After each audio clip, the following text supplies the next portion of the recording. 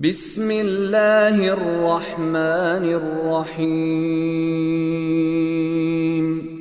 والشمس وضحاها والقمر إذا تلاها والنهار إذا جلاها القرآن العليم والفرقان المجيد بفضل بسم الله الرحمن الرحيم ورضوان من الله أكبر اللهم صل على محمد وعلى آل محمد كما صليت على إبراهيم وعلى آل إبراهيم إنك حميد مجيد اللهم بارك على محمد وعلى آل محمد كما باركت على إبراهيم وعلى آل إبراهيم إنك حميد مجيد.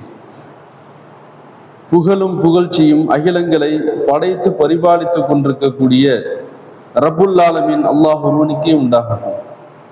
ரப்புல் ஆலமீனுடைய சாந்தியும் சமாதானமும் இவ்வுலகில் வந்து சென்ற அத்துணை நபிமார்கள் மீதும் நபிகள் நாயகம் ஸல்லல்லாஹு அலைஹி வஸல்லம் அவர்கள் மீதும் அவர்களுடைய அருமை குடும்பத்தினர்கள் மீதும் அவர்களுடைய அடிச்சுவடுகளை தங்களுடைய வாழ்க்கையில் அப்படியே பின்பற்றி வாழ்ந்த உத்தம சத்திய சஹாபாக்கள், சஹாபிய பெண்மணிகள், தாபியின்கள், தபா தாபியின்கள், மக்களுக்கு மத்தியில் குர்ஆனையும் சுன்னாவையும் அதனுடைய அர்த்தத்தில் எடுத்து வைத்த உலமா பெருமக்கள் மற்றும் நம் அனைவர்கள் மீதும் உண்டாகட்டுமாக.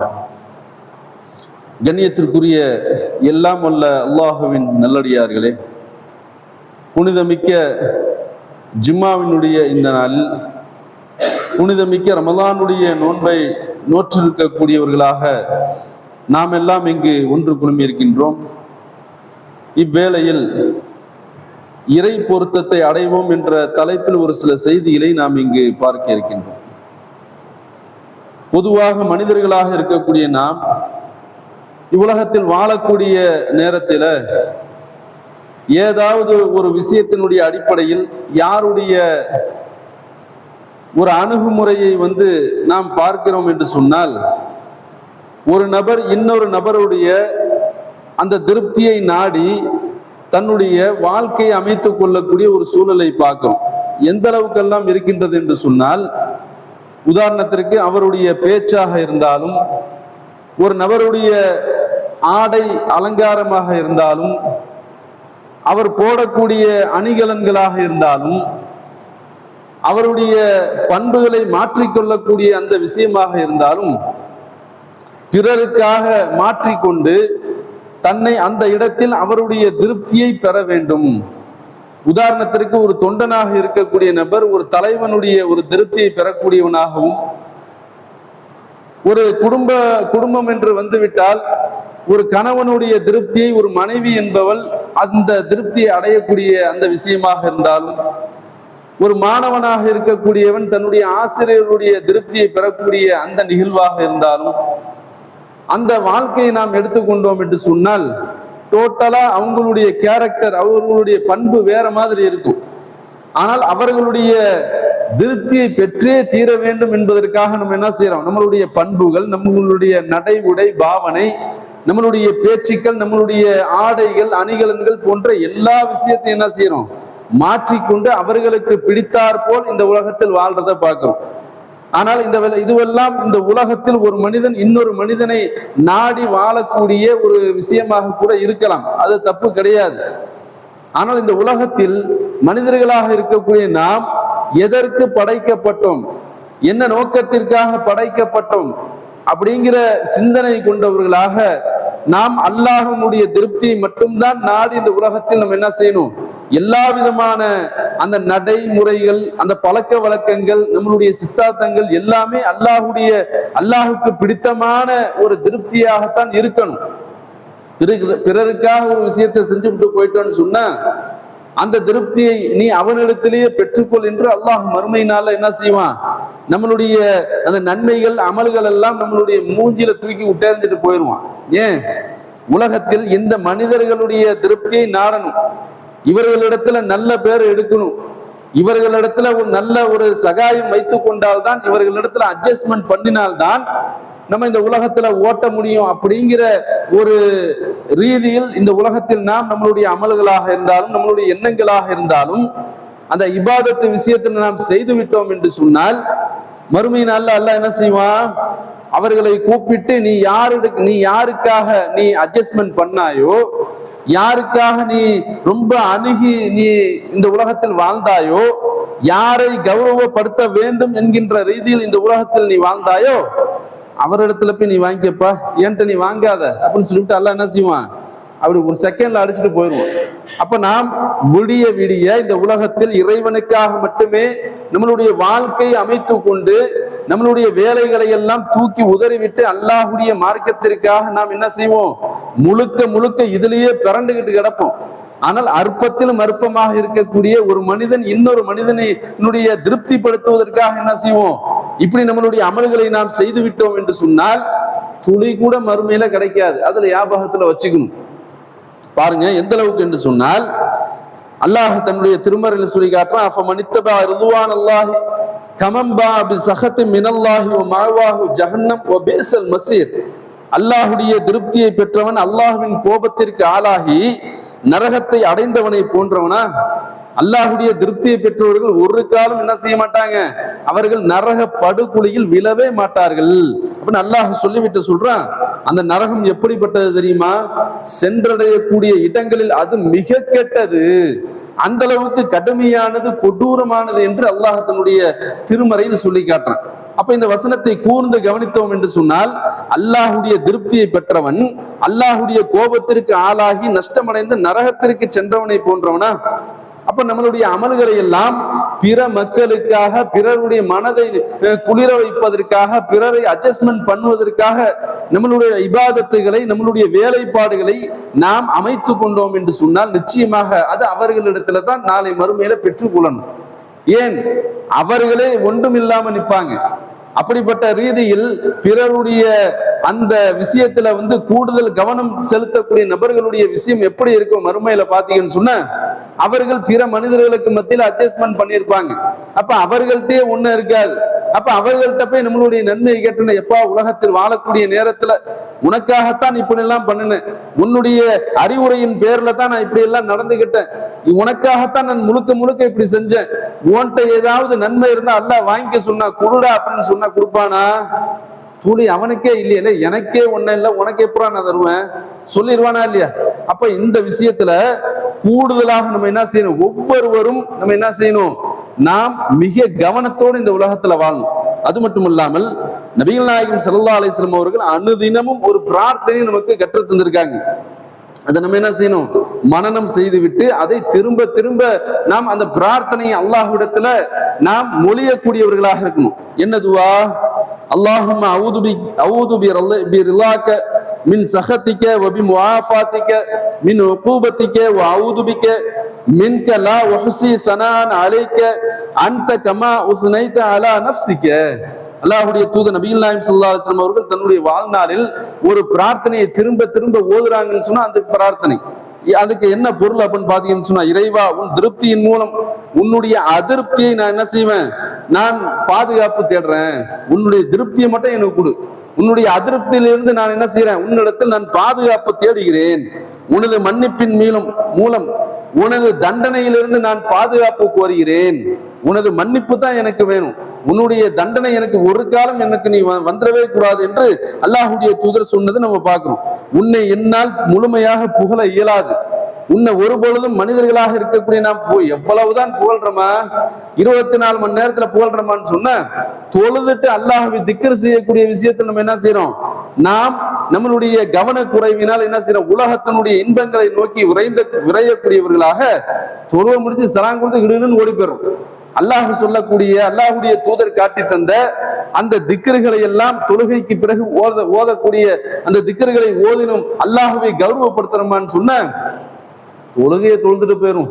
4 ரக்காயத்து ஃபர்து, 3 ரக்காயத்து மஹரிப், 4 ரக்காயத்து இஷா, பிளஸ் ஸ்பெஷலா ரமலானுடைய டயத்துல ஒரு 8 ரக்காயத்து பிளஸ் 3 வித்திரு தொலை சொல்லியிருக்காங்க. தொழுதுட்டு போயிட்டே இருப்போமா, வேலையை பார்த்துட்டு போ. அப்படி போயிட்டேன்னு சொன்னா நம்ம எங்க அல்லாஹ்வை புகழ்றோம்? அந்த தொழுகை என்பது அல்லாஹ்வை புகழக்கூடியதான்னு சொன்ன இல்ல, அது நமக்கான ஒரு விஷயத்தை அல்லாஹ் சொல்றான். என்ன சொல்றான்? நீ தொழுதுன்னு சொன்னா உனக்கு நல்லது. சயின்டிபிக் ரீதியில பாத்தீங்கன்னு சொன்னா உங்களுடைய அந்த மூட்டுகளில் இருக்கக்கூடிய அந்த முடிச்சுகளை எல்லாம் எல்லாத்தையும் கலட்டி விட்டு ரத்தம் எங்கெல்லாம் சர்க்குலேஷன் ஆகணுமோ அது எல்லாம் அங்க பீரிட்டு ஓடக்கூடிய ஒரு விஷயத்தை அல்லாஹ் என்ன செய்யறான், நுணுக்கமாக இஸ்லாமிய சமுதாயத்திற்கு அல்லாஹ் என்ன செய்யறான், உன்னுடைய வாழ்நாளில் தொடர்ச்சியாக நீ 5 டைம்ஸ் என்ன செய்யணும், 5 வேளை நீ இப்படி ரிப்பீட்டா நீ செஞ்சுக்கிட்டு இருந்தேன்னு சொன்னா அது உனக்கு தாண்டா நல்லது. அப்ப புகழக்கூடிய வார்த்தை என்று சொன்னால் நம்மளுடைய உள்ளத்தினால் வரணும். சுப்ஹானல்லாஹ், இறைவா நீ தூயவன், அல்ஹம்துலில்லாஹ், புகழ் அனைத்தும் உன்னை தவிர வேறு எவனுக்குமே கிடையாது, அல்லாஹு அக்பர், உன்னை தவிர இந்த உலகத்தில் பெரியவன் எவனுமே கிடையாது என்பதை நம்மளுடைய உள்ளத்திலிருந்து எழக்கூடிய அந்த வார்த்தையின் மூலமாக அல்லாஹ் என்ன செய்வான், கைப்பற்றுவான். பரவாயில்ல, நம்மளுடைய அடியான் தொழுகை மட்டுமல்லாமல் வாயினால் உள்ளத்தினால் வெளிக்கொண்டு வந்து என்னை புகழக்கூடியவனாக இருக்கிறான் என்று அல்லாஹ் என்ன செய்வான், நமக்கு மார்க் போடுவோம். நம்ம தான் பேசுறதே இல்லையே, நம்ம தான் அல்லாஹ் இடத்துல மற்ற இடங்களில் நாம் என்ன செய்யறோம், தாறுமாறா பேசிட்டு உட்கார்ந்து இருக்கும். அரட்டை அடிக்கக்கூடிய அந்த நேரமாக இருந்தாலும், வீணான சண்டை சச்சரவுகளில் ஈடுபடக்கூடிய அந்த நேரமாக இருந்தாலும், போன்ல 24 மணி நேரம் கடந்து உருள்றதாக இருந்தாலும், ஆனா அல்லாஹ் இடத்துல பேசக்கூடிய வார்த்தை இல்ல, தொழுது முடிச்சுட்டு போயிட்டே இருக்கணும். அதைதான் அல்லாஹ்வுடைய தூதர் சொல்றாங்க, உன்னை என்னால் முழுமையாக புகழ முடியாது. அல்லாஹ்வுடைய தூதர் அல்லாஹ்வை புகழாம இருக்கக்கூடிய ஒரு நபியா?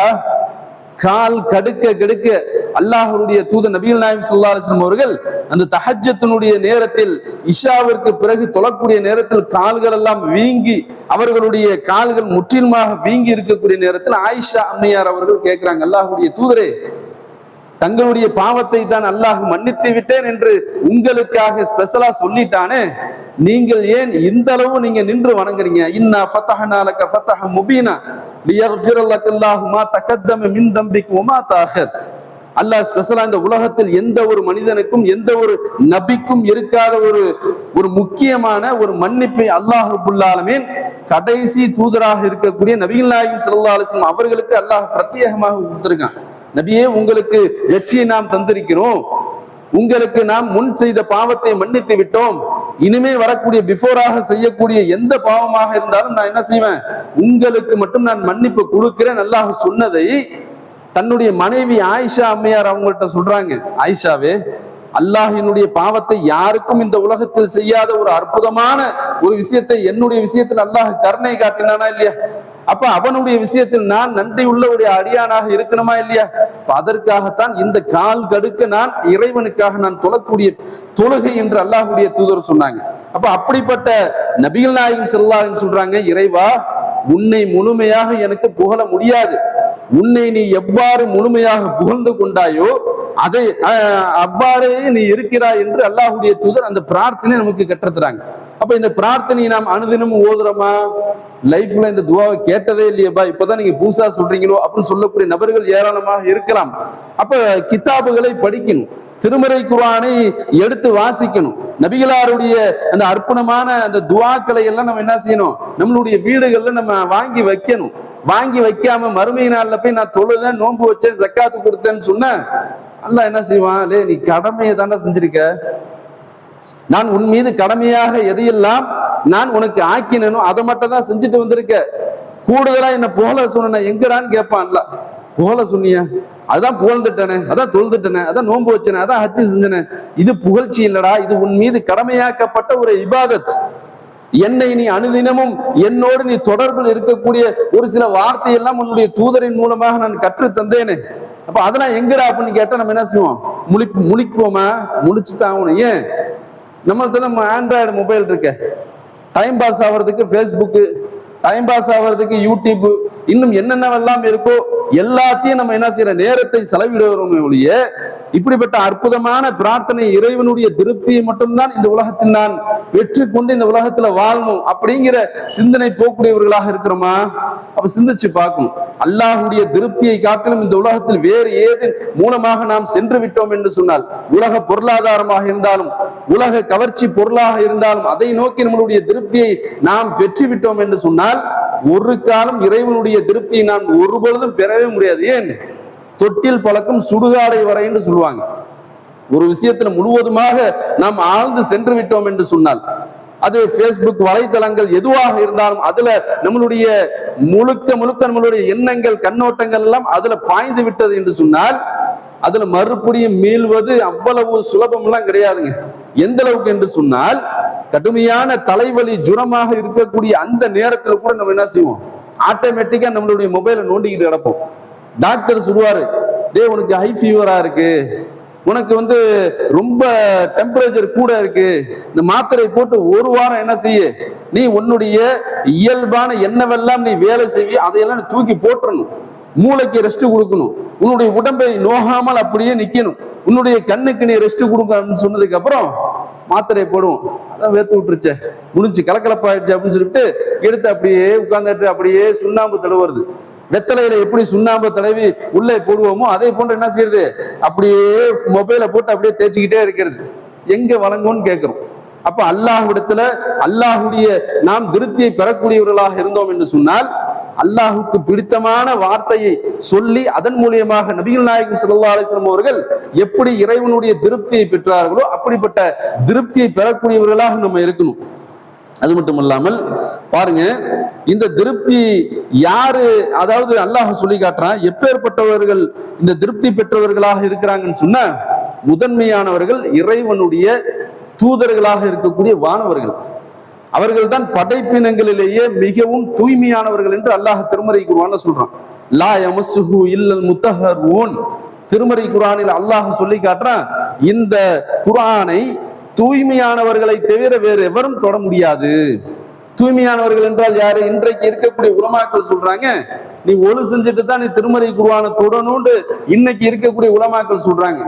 ஆனால் அல்லாஹ் சொல்லக்கூடிய அந்த தூய்மையான குர்ஆனை தூய்மையானவர்கள் தான் தொடணும்னு சொன்னா, லவ்ஹுல் மஹ்ஃபூல் என்று சொல்லக்கூடிய தாய் ஏடு இருக்க, அல்லாஹ் இந்த உலகத்தை யாரை என்னென்னவெல்லாம் படைக்க இருக்கிறேன், எப்படி படைக்க இருக்கிறேன், எப்படி அழிக்க இருக்கிறேன் அப்படிங்கிற எல்லா விஷயத்தையும் அல்லாஹ் மேற்கோள் காட்டுறான.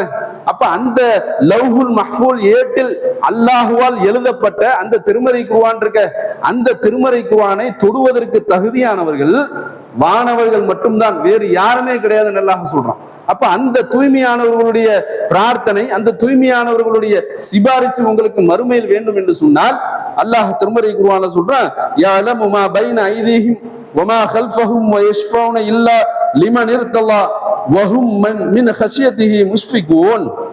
அல்லாஹ் சொல்லி காட்டுறான், அவர்களுக்கு முன்னும் பின்னும் உள்ளதை அவன் அறிவான், அவன் பொரிந்து கொண்டோருக்காகவே தவிர மற்றவர்களுக்கு அவர்கள் பரிந்துரை செய்ய மாட்டார்கள். அப்ப யாரை அல்லாஹ் பொருந்தி கொண்டானோ அப்படிப்பட்ட பொரிந்து கொள்ளக்கூடிய அந்த அடியார்களுக்கு மட்டும்தான் மறுமை நாளில் அல்லாஹுடைய தூதர்களாக இருக்கக்கூடிய வானவர்களே சிபாரிசு பண்ணுவாங்க. அப்ப இந்த வானவர்களுடைய சிபாரிசு என்பது நிலையான உலகத்தில் நாம் அமைய இருக்கிறோமே, நிலையான உலகத்தில் அல்லாஹுடைய திருப்தியை பெற்று சொர்க்கத்தில் யுகம் யுகமாக வாழ இருக்கிறோமே, அந்த யுகம் யுகமாக வாழக்கூடிய நேரத்துல நமக்கு மூப்பு வருமா? நாம் வயோதிகமாக ஒரு நிலையை அடைவோமா? நமக்கு மரணம் என்கின்ற ஒரு செய்தி நமக்கு வருமா?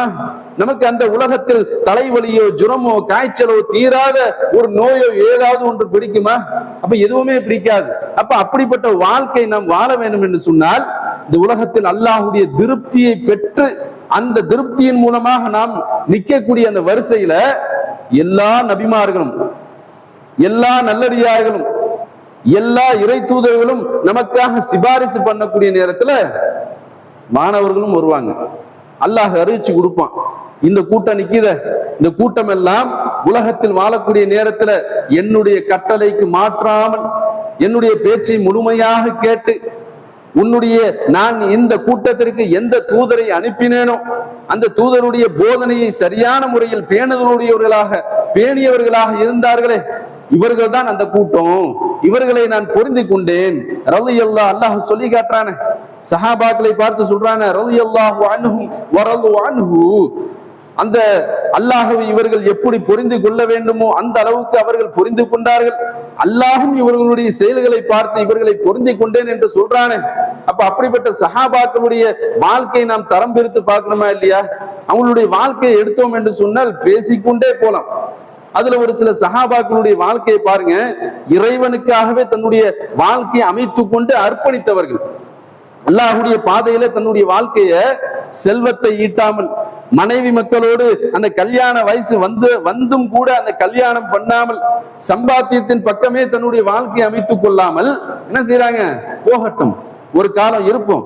நாம் இருக்கக்கூடிய நேரத்தில் நம்மை போன்று இருக்கக்கூடிய அடுத்த இளைஞர்கள் வரக்கூடிய நேரத்துல நாம் நம்மளுடைய வேலைகளை அவர்களிடத்துல ஒப்படைத்து விட்டு நாம் சம்பாத்தியத்தின் பக்கம் செல்வோம். நாம் மனைவியை கட்டக்கூடிய அந்த திருமண விஷயத்துல நாம் உள்ளே நுழைவோம். அதே போன்று குடும்ப வருமானத்தை ஈட்டக்கூடிய அந்த சூழலுக்கு நாம் போவோம் அப்படின்னு சொல்லிவிட்டு யாரு செஞ்சா? அந்த திண்ணை தோழர்களுடைய வாழ்க்கையை பார்த்தோம்னு சொன்னா நாமெல்லாம் இங்கு இந்த இடத்துல உட்கார்ந்து இருக்கோமே, நம்மெல்லாம் அவர்களுடைய காலுக்கு தூசிக்கு கூட பெருமானம் பெறமாட்டோம். அல்லாஹ்வுடைய மார்க்கத்திற்காக தங்களுடைய நேரங்களை தங்களுடைய காலங்களை எல்லாம் முழுக்க இறைவனுக்காகவே அர்ப்பணித்தவர்கள். அல்லாஹ்வுடைய தூதர் நபிகள் நாயகம் ஸல்லல்லாஹு அலைஹி வஸல்லம் சொல்லி காட்டுறாங்க, நாளை மறுமை நாளில் அந்த சொர்க்கத்தில் நுழையக்கூடிய அந்த முதல் அணியினர் யார் தெரியுமா? அந்த ஏழை சஹாபாக்கள் என்று சொல்லக்கூடிய அந்த அல்லாஹ்வுடைய வசனங்களை தங்களுடைய நேரத்தை பொன் போன்றது என்று நினைத்து தன்னுடைய காலத்தை எல்லாம் அல்லாஹுக்காகவே அர்ப்பணித்த அந்த ஏழை திண்ணை தோழர்கள் இருக்காங்களே, முஹாஜிர்கள், அவர்கள் தான் அப்படின்னு அல்லாஹ்வுடைய தூதர் சொல்றாங்க.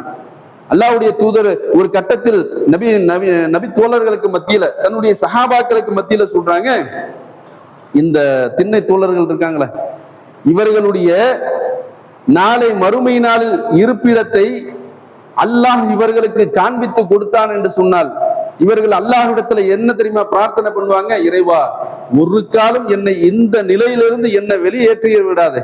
நான் முழுக்க உன்னுடைய மார்க்கத்திற்காகவே உன்னுடைய மார்க்கத்தை பிடிப்புள்ளவனாகவே நான் இந்த உலகத்தில் வாழ்ந்து மரணிக்கக்கூடியவனாக இருக்கணும் அப்படிங்கிற பிரார்த்தனையை மேலும் செய்வார்கள். ஏன் அந்த அளவுக்கு? அதுல ஒரு நபித்தோழர் யாரு? அபூ ஹுரைரா. திண்ணை தோழர்கள் கல்யாணம் பண்றதில்ல, அந்த ஸ்டேஜ் அந்த இளைஞர் பருவத்துல சொல்றேன். அதே போன்று சரியான தங்களுடைய வீடுகளுக்கு இந்த பொருளாதாரத்தை தேடி தர்றது இல்ல, முழுக்க இறைவனுடைய அந்த வேதத்தையும் நபிகளாருடைய அந்த போதனை என்ன செய்யறாங்க? அப்படியே காப்பி பண்றாங்க. ஆண்களில் அதாவது கடைசி நேரத்தில் ஒரு 4 வருடத்தின் காலத்துல நபி ஸல்லல்லாஹு அலைஹி வஸல்லம் அவர்கள் இறப்பதற்கு 4 வருடத்தின் காலத்துல தான் அபூ ஹுரைரா அவங்க என்ன செய்யறாங்க? இஸ்லாத்தை தழுவுறாங்க. அதிகமான ஹதீஸ்களை அறிவிக்கக்கூடிய ஆண்களில் யார் அப்படின்னு பாத்தீங்கன்னு சொன்னா அபூ ஹுரைரா. அதே போன்று பெண்களில் அதிகமான ஹதீஸ்களை மனனம் செய்து மக்களுக்கு மத்தியில் எடுத்து சொன்ன ஒரு பெண் சஹாபி யார் என்று சொன்னால் அல்லாஹ்வுடைய தூதருடைய அன்பு துணைவியார் ஆயிஷா அம்மா. அவங்க அதிகமான ஹதீஸ்களை மனனம் செய்து மக்களுக்கு மத்தியில் சொல்றாங்க. அப்ப ஒரு கட்டத்தில் பாத்தீங்கன்னு சொன்னா அபூ ஹுரைரா லுகர் தொழுகையில உட்கார்ந்து இருப்பாங்க. லுகர் தொழுகையில உட்கார்ந்தோன்னு பாத்தீங்கன்னு சொன்னா சாப்பாடு தான் ஒண்ணும் இல்லையே, அல்லாஹ்வுடைய தூதருடைய அல்லாஹ்விடத்திலிருந்து வரக்கூடிய வேதத்தை எழுதணும். ஒரு வசனம் வருதா, ஒரு அத்தியாயம் வருதா, உடனே அங்க இருக்கக்கூடிய திண்ணை தோழர்கள்ட்ட அல்லாஹ்வுடைய தூதர் அப்படியே ஒப்பிப்பாங்க. அவர்கள் அப்படியே அல்லாஹ்வுடைய தூதருக்கு எழுத தெரியாது, படிக்க தெரியாது. மனனமாக வந்த செய்தியை தன்னுடைய தோழர்களுக்கு சொல்லுவாங்க. அவர்கள் எலும்புகளிலேயும் கட்டைகளிலேயும் அவர்கள் என்ன செய்வாங்க? எழுதி கொண்டு அதை அப்படியே பாதுகாத்து வைப்பாங்க. அபூ ஹுரைரா என்ன செய்யறாங்க? அல்லாஹ்வுடைய திருப்தியை எப்படி எல்லாம் பெறாங்க பாருங்க. அவங்க நினைச்சிருந்தா என்னடா இது வாழ்க்கை, எப்ப பார்த்தாலும் பள்ளியாசல்லே கிடக்கணுங்கிறாங்க, அதை தூக்கிட்டு போ, இது மாப்படி, அங்க குப்பையா கிடக்கு போற, அதை எடுத்து போடு, அங்க ஸ்பீக்கர் பெண்கள் பயன்ல வந்து ஸ்பீக்கர் ஏதோ எடுக்கிற, சீக்கிரம் ஓடு. அதே போன்ற நோட்டீஸ், இந்த ஃபித்ர் டைம், இந்த ஃபித்ர் வசூலிக்கக்கூடிய இது இருக்கு, அது பெரும்பாடுங்க. இந்த நோன்பை வைத்துக் கொண்டு நோன்பு திறந்ததுக்கு அப்புறம் எல்லாத்துக்கும் கறக்கமா இருக்கும். அப்பதான் நிர்வாகிகள் என்ன செய்வாங்க? வீடு வீடா போய் என்ன செய்வாங்க? எல்லா வீட்லயும் போய் எம்மா 140 ரூபா உங்களுக்கு அங்க வந்து எக்ஸ்பிளைனஸ் பண்ணுவாங்க. என்ன பண்ணுவாங்க? ஏதோ ஜக்காத்து வாங்க வந்திருக்கான்னு சொல்லிட்டு 50 ரூபா தூக்கி கொடுப்பாங்க. அப்ப அவங்க சொல்லுவாங்க, அம்மா 50 ரூபா கொடுக்காத, நீ நோன்பு நோற்றிருக்கக்கூடிய நேரத்தில் நீ எதுவெல்லாம் சிறிய பாவங்கள்ல ஈடுபட்டாயோ அதற்குண்டான ஒரு பரிகாரத்திற்காக அல்லாஹ்வுடைய தூதர் இப்படி பிக்ஸ் பண்ணிருக்காங்கம்மா 140 ரூபா. அதனால உங்களுடைய குடும்பத்துல எத்தனை நபர்கள் இருக்கின்றோ அத்தனை பேருக்கு உண்டான அந்த காசை கொடுங்க. இதன் மூலியமாக அல்லாஹ் உங்களுடைய பாவத்தை மன்னிப்பான், உங்களுடைய நோன்புக்கு உண்டான ஒரு பரிகாரமாக ஆக்கி கொள்வான் அப்படின்னு சொல்லிட்டு இப்படி எல்லாம் கஷ்டப்பட்டு எல்லாத்தையும் வசூல் பண்ணிட்டு உட்கார்ந்து இருக்கிறோமே. இதுவெல்லாம் எதற்கு? அல்லாஹ்வுடைய திருப்தியை பெறுவதற்காகத்தான். அதுல ஏதாவது சம்பளம் கிடைக்குதா? இருக்கக்கூடிய நிர்வாகிகளோ போகக்கூடிய உறுப்பினர்களோ யாருக்காவது சம்பளம் இருக்கா? இன்னைக்கு எவ்வளவு வசூல் ஆயிடுச்சு? 5000 ரூபாய், உனக்கு 200, எனக்கு இந்த பெட்ரோலுக்கு 200 போட்டுக்கிறாங்க. போடுறதுலாம் இல்ல, முழுக்க இறைவனை சார்ந்ததுதான். உன்னுடைய திருப்தி கிடைச்சால் மட்டும் போதும் என்றுதான் எல்லாமே என்ன செய்யறோம்? இருக்கிற நிர்வாகிகள்ல இருந்து உறுப்பினர்கள் இருந்து எல்லாமே அதற்காகத்தான் பாடுபடுறோம். அப்ப அப்படிப்பட்ட சூழல்ல அபூ ஹுரைரா என்ன செய்யறாங்க, பள்ளியாசல உட்கார்ந்துட்டு பசிக்குது, சரியான டைம். யார்கிட்டயாவது நம்ம என்ன செய்வோம், சலாம் சொன்னோம் என்று சொன்னால் அவங்க என்ன செய்வாங்க, அப்படியே பேச்சு வாக்கு அப்படி ஓடிக்கிட்டே இருக்கிறப்ப டீ சாப்பிடாம வரீங்களா அப்படின்னு கேட்போமா இல்லையா? அப்ப அதை போன்று இந்த பசிக்கக்கூடிய விஷயத்தை யாரிடத்திலும் சொல்லாமல் ஒரு நபரிடத்துல பேச்சு கொடுத்தோம் என்று சொன்னால் அதன் மூலியமாக பாய் சாப்பிட்டீங்களா, மணி டைம் ஆச்சு, வாங்கல நம்ம வீட்டுல போய் சாப்பிடுவோம் அப்படின்னு சொல்லி நம்மளை கூப்பிட்டு போக மாட்டாங்களா அப்படிங்கிற எண்ணத்துல அபூ ஹுரைரா யாரை பார்த்தா அபூபக்கர் வராங்க சலாம் சொல்லிட்டு போயிடுறாங்க, உமர் ரலியல்லாஹு அவர்கள் வராங்க சலாம் சொல்லிட்டு போயிடுறாங்க, பேசிட்டு போயிடுறாங்க. இப்ப ரசூல் ஸல்லல்லாஹு அலைஹி வஸல்லம் பாக்குறாங்க, சரி இவருக்கு சரியான பசி போல இருக்குன்னு சொல்லிவிட்டு அந்த ஜக்காத்துல இருந்து இருக்கக்கூடிய அந்த பேரிச்சம்பழம் அதை போன்று ஆடு மாடுகள் எல்லாம் கட்டி இருக்கக்கூடிய அந்த தொழுவத்துல போய் பாலை கறந்து அபூ ஹுரைரா மயக்கமுற்று கீழே விழுந்துருவார். அப்ப இப்படியெல்லாம் வாழ்ந்திருக்காங்க நம்ம ஹதீஸ்ல நம்ம பாக்குறோம். ஆனா நம்மளுடைய செயல்பாடு என்ன தெரியுமா, கடமையே செய்யறோம், ஒரு கடமைக்காக செய்யறோம், மார்க்கத்தை பின்பற்றுகிறோம், ஆனால் ஒரு மார்க்கமாக போகிறோம். இப்படி இருந்தோம் என்று சொன்னால் அல்லாஹ்வுடைய திருப்தி ஒரு காலம் என்ன செய்யாது, நமக்கு கிடைக்கவே கிடைக்காது என்பதுல எல்லளவும் சந்தேகம் கிடையாது. அப்ப அல்லாஹ்வுடைய திருப்தியை பெற வேண்டும் என்று சொன்னால் முழுக்க முழுக்க இறைவனுடைய அந்த கட்டளைகளை மீறாமல் நபிகளாருடைய போதனையை செயல்வனையும் கொடுத்தால் மட்டும்தான் அல்லாஹ்வுடைய திருப்தியை பெற முடியும். அப்படிப்பட்ட திருப்தியாளர்களாக அல்லாஹ் நம்மளை ஆக்கி கொண்டு நாளை மறுமை நாளில் சொர்க்கம் செல்லக்கூடிய நன்மக்களாக அல்லாஹ் ரப்புல் ஆலமீன் உங்களையும் என்னையும் ஆக்கி அருள்புரிவானாக என்று கூறி எனது இந்த முதல் முறை நிறைவு செய்கிறேன்.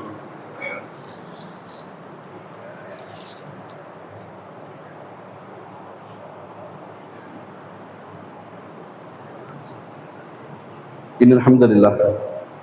கணித்திற்குரிய எல்லாம் வல்ல அல்லாஹ்வின் நல்லடியார்களே,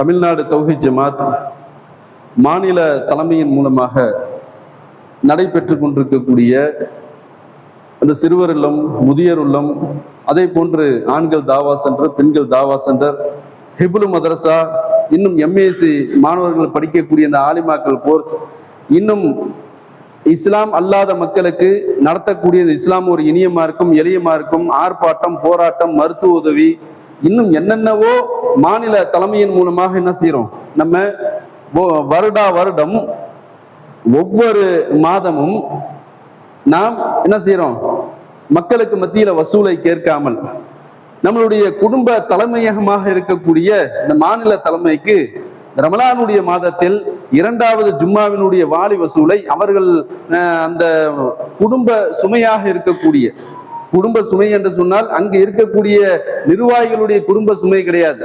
நாம் எப்படி இங்கு ஒரு கிளையாக இருந்து ஒரு குடும்பமாக நாம் இங்கு இருக்கக்கூடிய அல்லாஹ்வுடைய பணியை நாம் நீ ஒரு 10 ரூபா போடு, நான் ஒரு 10 ரூபா கொடு, நீ ஒரு 5 ரூபா கொடுன்னு சொல்லிட்டு எப்படி செலவு பண்ணிட்டு இங்க இருக்கக்கூடிய நம்ம ஊர்களில் இருக்கக்கூடிய எல்லா விதமான விஷயங்களை நாம் அணுகி அதன் மூலியமாக தீர்வை காணுகிறோமோ, அதே போன்று நம்மளுடைய குடும்பமாக இருக்கக்கூடிய தலைமை குடும்பமாக இருக்கக்கூடிய மாநில தலைமை அதன் மூலியமாக பல்லாயிரக்கணக்கான நன்மையான காரியங்கள் என்ன செய்யுது, வருடந்தோறும் 365 நாள் ரொட்டீனா எல்லா விஷயமும் நடந்துகிட்டு இருக்கு அல்லாஹ்வுடைய கிருபையில.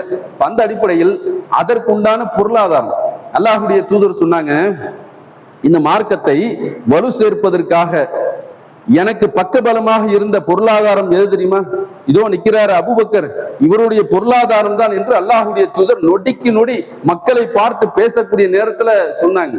அப்ப அபூபக்கர் சித்திக் ரலியல்லாஹு அவர்கள் அழுகுறாங்க, அல்லாஹ்வுடைய தூதரே, என்னுடைய செல்லும் அல்லாஹ் எனக்கு தந்தான், நான் மறுபடியும் அவனுக்கு நான் திரும்பி தர்றேன், இதுல நீங்க கூடுதல் குறைவு இல்லாமல் நீங்கள் எவ்வளவு வேண்டுமானாலும் கேளுங்கள் யா ரசூலுல்லாஹ், என்னுடைய சொத்து எல்லாம் இறை மார்க்கத்திற்காக மட்டும்தான் என்று அபூபக்கர் சித்திக் ரலியல்லாஹு அவர்கள் சொன்ன செய்தியை நம்ம ஹதீஸ்ல பார்க்கிறோம். இப்ப அதே போன்று சொத்துக்களை எல்லாம் நம்ம கேட்கலங்க, உங்களால் முடிந்ததை நம்ம என்ன செய்வோம், அல்லாஹ்வுடைய மார்க்க பணிக்காக நாம் அள்ளி தெளித்தோம் என்று சொன்னால் நீங்கள் உங்களுடைய ஹக்கில் போடக்கூடிய 1 ரூபாய் மனமார்ந்த நீங்க போட்டீங்கன்னு சொன்னா அதை அல்லாஹ் என்ன செய்யறான், தன்னுடைய வலது கரத்தில் வாங்கி உங்களில் குதிரை குட்டியை வளர்ப்பது போன்று நாம் என்ன செய்யறோம், உங்களுடைய தர்மங்களை பெற்றுக்கொண்டு உங்களுக்கு உண்டான நன்மையை நான் வளர்த்து கொண்டே இருக்கிறேன் என்று அல்லாஹ் சொல்லி காட்டுறான். அந்த அடிப்படையில் அல்லாஹ் சொல்லி காட்டுறான், உங்களுக்கு மரணம் வருவதற்கு முன்னால் உங்களுக்கு நாம் வழங்கிய பொருளாதாரத்தை என்னுடைய பாதையில் நீங்கள் செலவு செய்து விடுங்கள். ஏன், மரணம் எப்பொழுது யாருக்கு எங்கு எப்படி வரும்னு யாருக்குமே தெரியாது. தொழுது பேசிக் கொண்டிருக்கக்கூடிய நானாக இருந்தாலும் கேட்டுக் கொண்டிருக்கக்கூடிய நீங்களாக இருந்தாலும் எடுத்து வைக்கக்கூடிய அடுத்த ஸ்டெப்பு அல்லது வீட்டுல போய் ட்ரெஸ்ஸை கழட்டுறது அல்லது கொஞ்சம் படுப்போன்னு சாய்ந்தது எதுவுமே கிடையாது. எந்த ஒரு உத்தரவாதமும் கிடையாது, இல்லாத இந்த உலகத்தில் வாழ்ந்து கொண்டிருக்கிறோம். அப்ப அதனால உங்களுடைய பொருளாதாரத்தை அதிகமாக வருடத்துல ஒரு ட்ரிப்பு கொடுக்க போறீங்க. இந்த ஒரு ட்ரிப்பு எப்படி நம்மளுடைய அந்த வயல் வாக்காடுல நம்மளுடைய விதைகளை தூவி 6 மாதத்திற்கு ஒரு வருடத்திற்கு நாம் எப்படி நாம் பொறுமையாக இருந்து அதனுடைய மகசூலை பெற்று அதன் மூலியமாக லாபத்தை அடைகிறோமோ, அதே போன்று வருடத்திற்கு ஒரு முறை உங்களிடத்துல கேட்கிறோம், உங்களுடைய பொருளாதாரத்தை ஆண்களாக இருந்தாலும் சரி பெண்களாக இருந்தாலும் சரி அல்லாஹுடைய திருப்தியை பெற வேண்டும் என்கின்ற அந்த ஒரே குறிக்கோள் உங்களுடைய பொருளாதாரத்தை அதிகமாக கொடுத்து அல்லாஹுடைய மார்க்கத்தை இன்னும் மேலோங்க செய்து அதன் மூலியமாக அல்லாஹுடைய அன்பை பெற்று அல்லாஹுடைய திருப்தியை பெற்று நாளை மறுமை நாளில் ஜன்னத்துல் ஃபிர்தௌஸை அடையக்கூடிய நன்மக்களாக அல்லாஹ் ரப்புல் ஆலமீன் உங்களையும் என்னையும் ஆக்கி அருள் புரிவானாக என்று கூறி எனது உரையை நிறைவு செய்கிறேன். வாஹிர் தஅவானா அல்ஹம்துலில்லாஹி ரப்பில் ஆலமீன். அஸ்ஸலாமு அலைக்கும் வரஹ்மத்துல்லாஹி வபரகாத்துஹு.